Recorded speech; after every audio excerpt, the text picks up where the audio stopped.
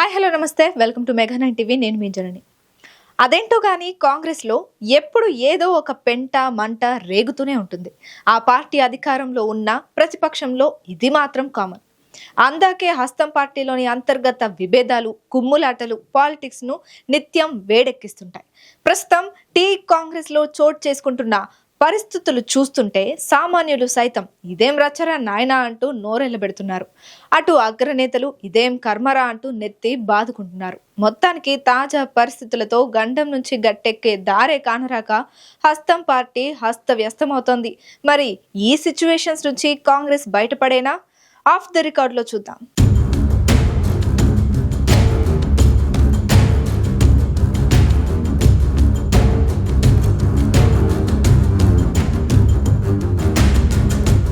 కాంగ్రెస్ అంటేనే అంతర్గత విభేదాలు, ఆధిపత్య తగాదాలు, అనిశ్చితిలో కూడుకున్న వ్యవహారాలు. అబ్బో, ఇలా ఒక్కటేంటి ఎన్నో పరిస్థితులు ఆ పార్టీ చుట్టూ తిరుగుతూ ఉంటాయి. అదేంటో గాని ఆ పార్టీలో ఢిల్లీ లీడర్ నుంచి గల్లీ లీడర్ ఎవరికి వారే యమునా తీరే అన్నట్లు ప్రవర్తిస్తుంటారు. అది ప్రతిపక్షంలో ఉన్నా అధికార పక్షంలో ఉన్నా ఇలాంటి పరిస్థితే కనిపిస్తుంది. సాధారణంగా అధికార పార్టీలో ఆధిపత్య విభేదాలు కనిపించవు. ఎందుకంటే కంట్రోల్ అంతా కీలక నేతల చేతుల్లోనే ఉంటుంది. పైగా అధికారం కూడా తోడవుతుండడం వల్ల అటు పార్టీలోనూ ఇటు ప్రభుత్వ విభాగాల్లోనూ ప్రతికూల పరిస్థితులకు చోటివ్వరు. అయితే కాంగ్రెస్ లో మాత్రం పరిస్థితి అందుకు భిన్నంగా కనిపిస్తోంది. సొంత నేతలే ప్రభుత్వం తీరుపై ప్రతికూల కామెంట్స్ చేస్తూ పొలిటికల్ హీట్ పెంచుతున్నారు. దాంతో అటు పార్టీకి ఇటు ప్రభుత్వానికి జరగాల్సిన డ్యామేజ్ గట్టిగానే జరుగుతోంది. తాజాగా ఆయా నియోజకవర్గాల ఎమ్మెల్యేలు చేస్తున్న కామెంట్స్ ప్రభుత్వానికి తలనొప్పిగా మారాయి.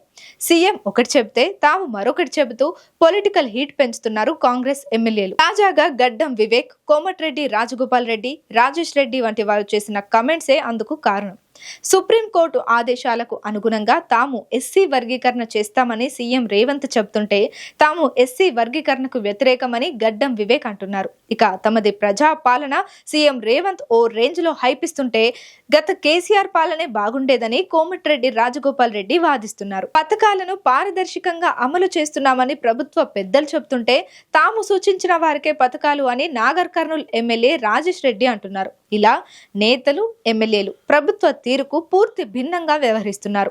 కేవలం వీళ్ళు మాత్రమే కాకుండా పార్టీలోని చాలా మంది నేతలు ఇదే ధోరణితో వ్యవహరిస్తుండడం ఆ పార్టీని గందరగోళానికి గురి చేస్తోంది.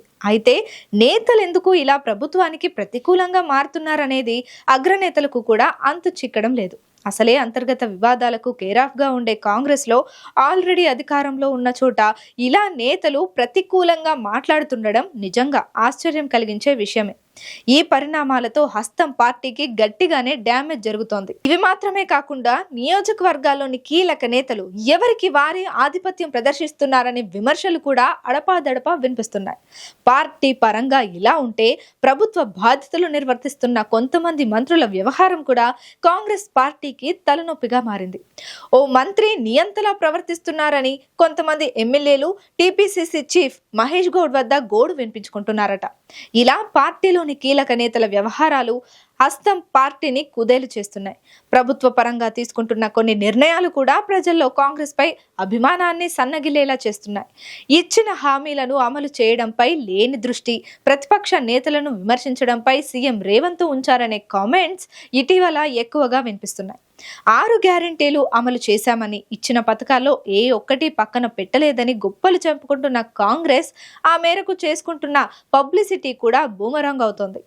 ఏ కొత్త పథకం అమలైనా print media, electronic media, social media మాత్రమే కాకుండా భారీగా డబ్బు ఖర్చు పెట్టి పెద్ద పెద్ద బ్యానర్స్ పెట్టడం, ఎక్కడ చూసినా సీఎం రేవంత్ ను హైలైట్ చేస్తూ కట్అవుట్లు పెట్టడం, ఇలా ఓ రేంజ్ లో సాగుతుంది ప్రభుత్వ పబ్లిసిటీ. దీన్ని గమనిస్తున్న తెలంగాణ ప్రజలు ఇంత సీన్ చేయాల్సిన అవసరం ఏముందని ప్రశ్నిస్తున్నాయి.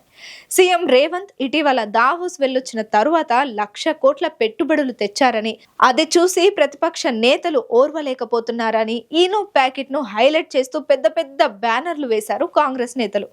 దీంతో ప్రతిపక్షాలపై విమర్శలు చేసేందుకు కూడా ప్రజాధనమే ఉపయోగించాలా అంటూ ఓ రేంజ్ లో ఫైర్ అవుతున్నారు సామాన్యులు. ఇలా అడుగడుగున ప్రతికూల పవనాలు వీస్తున్న టైంలో గత ప్రభుత్వ పాలనను ప్రస్తుత పాలనను కంపేర్ చేస్తూ కాంగ్రెస్ అధికారిక ఖాతాలో ఓ పోల్ పెట్టారు హస్తం నేతలు. అయితే ఆ పోల్లో అనూహ్యంగా ఫామ్ హౌస్ పాలన కావాలంటూ ప్రజలు 70% ఓట్లు వేశారు. అంటే పరోక్షంగా కేసీఆర్ పాలనకే ప్రజలు జై కొడుతున్నారనేది స్పష్టమవుతున్న విషయం.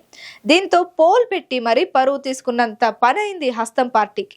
ఇలా ఒక్కటేంటి, ఎన్నో కోరి కొని తెచ్చుకున్న తిప్పలతో కాంగ్రెస్ ఇప్పుడు ఉక్కిరి బిక్కిరి అవుతోంది. ఓవైపు నేతలు ప్రతికూల వ్యాఖ్యలు, మరోవైపు ప్రజలు వ్యతిరేక నినాదాలు. అబ్బో, ఇలా ఒక్కటేంటి, తాజా పరిస్థితులతో కాంగ్రెస్ అస్తవ్యస్తమవుతోంది. దీంతో అటు పార్టీ పరంగాను ఇటు ప్రభుత్వ పరంగాను కాంగ్రెస్ సర్వనాశనం అయిందనేది రాజకీయ వర్గాల్లో ప్రధానంగా వినిపిస్తున్న మాట. మరి తాజా పరిస్థితులు హస్తం పార్టీని ఎటు తీసుకువెళ్తాయో చూడాలి.